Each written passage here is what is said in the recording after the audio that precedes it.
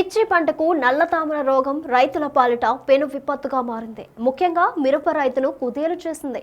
పంట పచ్చగానే ఎదిగిన ఎకరాకు క్వింటాన్ల దిగుబడి కూడా రాలేదు. పూత బాగానే పూసినా చాలా వరకు నిలబడలేదు. కాయలు పండు దశకు వచ్చేంత వరకు బాగానే ఉన్నాయి. తర్వాత మొక్కపైన ఎండిపోయాయి. ఎకరాకు 25 నుంచి 30 క్వింటాన్ల దిగుబడి రావాల్సి ఉండగా 5 నుంచి 10 క్వింటాన్లకే పరిమితమైంది. రైతులు ఎకరాకు సగటున 1,00,000 వరకు పెట్టుబడి పెట్టారు. ప్రస్తుతం పెట్టిన పెట్టుబడి కూడా వచ్చే పరిస్థితి లేకపోవడంతో రైతులు కుంగిపోతున్నారు. మిర్చి రైతుల కన్నీటి కష్టాలపై బిగ్ టీవీ అందిస్తున్న స్పెషల్ స్టోరీ చూడండి.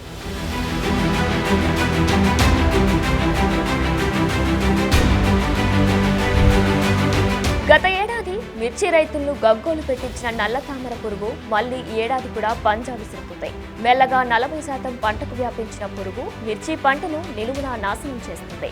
ఎన్ని మందులు కొట్టినా ఫలితం ఉండటం లేదని, పూత రాలిపోయి మొక్కలు ఎండిపోతున్నాయని రైతులు వాపోతున్నారు. ఈ పురుగు సోకిన విషయం తెలిసిన national bureau of agricultural insect resource Bengaluru, central integrated pest management centre Hyderabad శాస్త్రవేత్తలు రంగంలోకి దిగారు.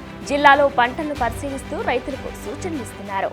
ప్రస్తుతం చూసుకున్నట్లయితే మిరపలో నల్ల తామర పురుగులు అంటే పూతలో వచ్చేటటువంటి నల్ల తామర పురుగులు వచ్చేసి రైతులకి ఎనలేని నష్టాన్ని కలుగజేసినటువంటి అంశాన్ని మనం గుర్తించడం జరుగుతూ ఉంది. ఇది అతి ముఖ్యంగా ఏంటంటే వరి కోతలు అయిన తర్వాత నుంచి దీని యొక్క ఉధృతి అనేది బాగా పెరిగింది. సో ఈ సమయంలో రైతులు తీసుకోవాల్సినటువంటి జాగ్రత్తల గురించి రైతులకు వివరించడం జరుగుతూ ఉంది.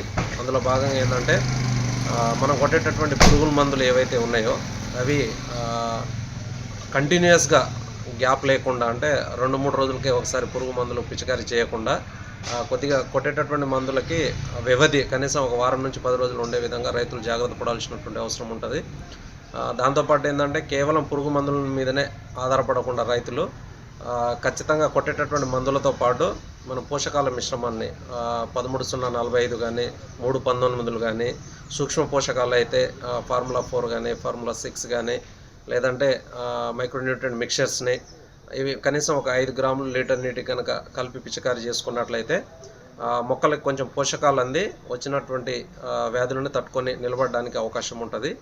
దాంతోపాటు వీటి కోసం బాగా పనిచేసేటటువంటి మందులు చూసినట్లయితే పిప్రోనిల్ కాంబినేషన్లో ఉన్నటువంటి పిప్రోనిల్ అయితే 80% 40 గ్రాములు ఎకరానికి, లేదంటే పిప్రోనిల్ ప్లస్ ఇమ్డాక్లోప్రిడ్ అది కూడా 40 గ్రాములు ఎకరానికి, లేదంటే సయాంట్రినిలిప్రోల్ ఈ మందు కూడా 40 గ్రాములు ఎకరానికి.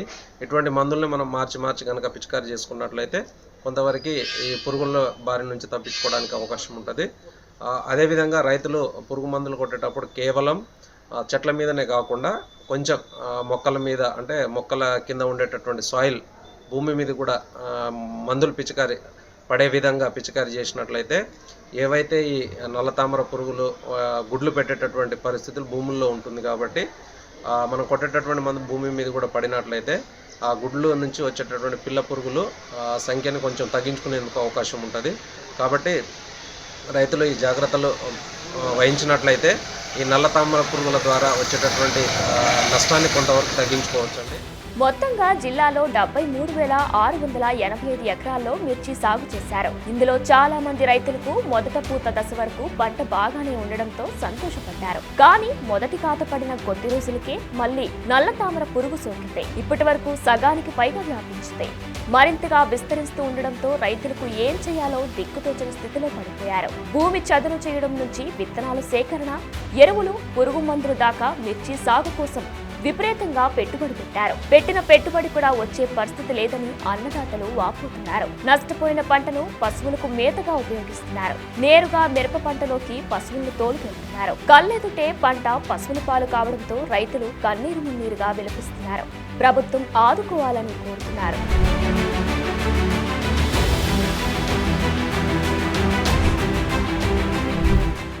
మేము 5 ఎకరాలు మిర్చి వేసాము. వేసినప్పుడు ఒక నెల తర్వాత అధిక వర్షాల వల్ల కొంత పంట డ్యామేజ్ అయింది. డ్యామేజ్ అయిన దాన్ని మళ్ళీ మేము వేసుకోవడం జరిగింది. వేసుకున్న తర్వాత ఏమైందంటే మంచిగా గ్రోతింగ్ వచ్చింది, కానీ బ్లాక్ థ్రిప్స్ అనేది అటాక్ అయినాయి బాగా. బ్లాక్ థ్రిప్స్ వల్ల ఈ ఆకులన్నీ ముడుచుకుపోయి, మళ్ళీ ఇంకొకటి వాతావరణం కూడా సహకరించక తెగుళ్ళు వచ్చి మొత్తం కాయమచ్చలాగా ఏర్పడింది. మార్కెట్లో అమ్ముకుందామంటే సరైన ధర లేదు. ప్రభుత్వం స్పందించి దీనికి సరైన పరిష్కారం చూపించాలని కోరుకుంటున్నా. 2 ఎకరాలన్నర తోట వేసిన తోట మొత్తం నల్లి తలిగి దాంట్లో కాయ ఏం లేదు సార్. నష్టం పడ్డా సార్. దానికి నాకు ఇప్పుడు కూడా మందు కొట్టినా కూడా నల్లి అసలే పోట్లేదు సార్. పెట్టుబడి మళ్ళా టిప్పుకు 5,000 సార్. టిప్పుకు 5,000 10,000 అవుతాను సార్. నాకు అన్ని పెట్టాలంటే ఆ పెట్టుబడి కూడా నాకు వెళ్ళేటట్టు లేదు. 3 ఎకరాలు మిర్చి తోట వేసినాం కానీ ఏం లేదు, అంత వైరస్ నల్లి రోగం వచ్చింది, తాళైపోయి అంత లాస్ అయిపోయింది. దగ్గర 2 లక్షల దాకా పెట్టుబడి పెట్టినా కానీ ఆ పెట్టుబడి కూడా వెళ్ళేటట్లేదు ఇప్పుడు పరిస్థితి. దయచేసి ఆ ప్రభుత్వం వాళ్ళు ఆదుకోవాలని కోరుకుంటాను. 4-5 ఎకరాలు వేసినాం. తెగుళ్ళ రోగం, తామర పురుగు అంతా నష్టం జరిగిందండి. అంత ఖరాబ్ అయిపోయింది తోట. 4-5 ఎకరాలు వేసినాం, నష్టం జరిగింది. పోయిన సంవత్సరం అంతే, ఈ సంవత్సరం అంతే. మరి కూళ్ళు పెట్టి ఏరిచ్చినా ఏం పంటకు రేట్ లేదు. మొత్తం ఈ తోటతోటిది మస్తు దెబ్బతినిపోతామండి. మేము ఇట్లా నష్టపడదాం, మస్తు నష్టం అవుతుందండి. 10 లక్షల అప్పు దాకా అయింది మాకు.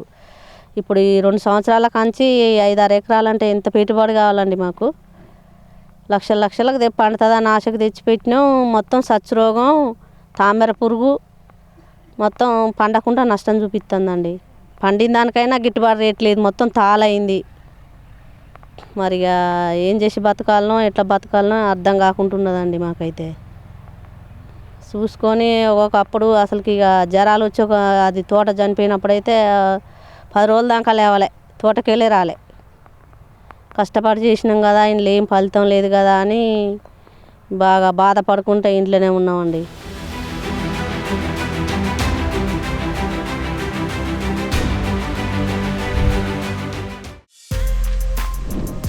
For more videos like this, subscribe Big TV channel.